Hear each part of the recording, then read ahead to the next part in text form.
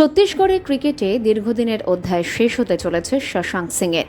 আগামী ঘরোয়া মরশুমে আর ছত্তিশগড়ের জার্সিতে দেখা যাবে না এই ৩৪ বছরের অলরাউন্ডারকে। পরিবর্তে তিনি খেলবেন পুদুচেরির হয়ে। ইতিমধ্যেই ছত্তিশগড় স্টেট ক্রিকেট অ্যাসোসিয়েশনের কাছে অনাপত্তিপত্র চেয়ে আবেদন করেছেন শশাঙ্ক। পাশাপাশি রাজ্য ক্রিকেট সংস্থার বিরুদ্ধে অসহযোগিতা এবং দীর্ঘদিনের বঞ্চনার গুরুতর অভিযোগও তুলেছেন তিনি। শশাঙ্ক জানিয়েছেন, গত মরশুমে তিনি একের পর এক চোটের ধাক্কা সামলেছেন। কাঁধে গুরুতর চোট লাগে, পাশাপাশি আঙুলও ভেঙে যায়। কিন্তু সেই কঠিন সময় ছত্তিশগড় ক্রিকেট সংস্থার পক্ষ থেকে কোনো রকমের সহযোগিতা বা সমর্থন পাননি বলে অভিযোগ তার। একটি সর্বভারতীয় সংবাদ মাধ্যমকে দেওয়া সাক্ষাৎকারে শশাঙ্ক বলেন, শুধু চিকিৎসা বা পুনর্বাসনের ক্ষেত্রেই নয়, দল নির্বাচনেও তার সঙ্গে অন্যায় করা হয়েছে। তাকে ছত্তিশগড় ক্রিকেট প্রিমিয়ার লিগের দল থেকে বাদ দেওয়া হয়। এমনকি প্রাক মরশুম প্রস্তুতির জন্য বেঙ্গালুরুতে যে প্রশিক্ষণ শিবিরের আয়োজন করা হয়েছিল, সেখানেও তাকে ডাকা হয়নি। সবচেয়ে বড় বিষয়, কেন তাকে বাদ দেওয়া হলো সেই কারণও কখনো জানানো হয়নি। শশাঙ্কের কথায়, গত মরশুমে দুটো গুরুতর চোট পেয়েছিলাম, কিন্তু ছত্তিশগড় ক্রিকেট সংস্থার কাছ থেকে কোনো সাহায্য পাইনি। আমাকে বলা হয়েছিল শুধু আইপিএল খেলতে, ঘরোয়া ক্রিকেটে ছত্তিশগড়ের হয়ে আর খেলার সুযোগ দেওয়া হবে না।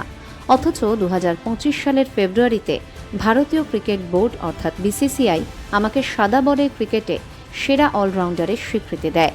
২০২৩-২৪ মরশুমে ঘরোয়া ক্রিকেটে সেরা অলরাউন্ডার হিসেবে লালা অমরনাথ পুরস্কারও পেয়েছে। তারপরও আমাকে খেলার সুযোগ দেওয়া হবে না। নতুন দলে যোগ দিয়ে শশাঙ্ক আপাতত শুধু সাদা বলের ক্রিকেটেই মনোযোগ দিতে চান। তাই আসন্ন মরশুমে পুদুচেরির হয়ে তিনি শুধুমাত্র সীমিত ওভারের ক্রিকেট খেলবেন। লাল বলের ক্রিকেট থেকে আপাতত সাময়িক বিরতি নেওয়ার সিদ্ধান্ত নিয়েছেন তিনি। এই প্রসঙ্গে শশাঙ্ক বলেন, এখন আমি সম্পূর্ণ তরতাজা। আগামী মরশুমে শুধু সাদা বলের ক্রিকেটে মন দিতে চাই। লাল বলের ক্রিকেট থেকে সাময়িক বিরতি নিচ্ছে। পুদুচেরি এবং পাঞ্জাব কিংসের হয়ে ৪ ওভারে নিজের সেরাটা দিতে চাই। উল্লেখ্য, ২০২৫ সালের আইপিএলে শ্রেয়াস আইয়ারের নেতৃত্বাধীন পাঞ্জাব কিংসের ফাইনালে ওঠার পিছনে গুরুত্বপূর্ণ ভূমিকা পালন করেছিলেন শশাঙ্ক সিং।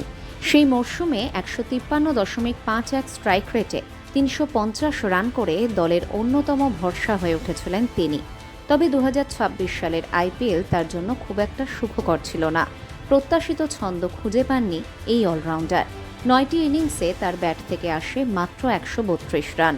এখন দেখার বিষয়, নতুন রাজ্য এবং নতুন পরিবেশে পুদুচেরির হয়ে শশাঙ্ক সিং কি আবারও নিজের সেরা পারফরমেন্সে ফিরতে পারেন?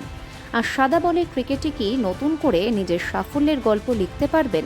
আপনার কি মনে হয়, পুদুচেরিতে যোগ দেওয়ার সিদ্ধান্ত কি শশাঙ্ক সিংয়ের কেরিয়ারের জন্য সঠিক পদক্ষেপ?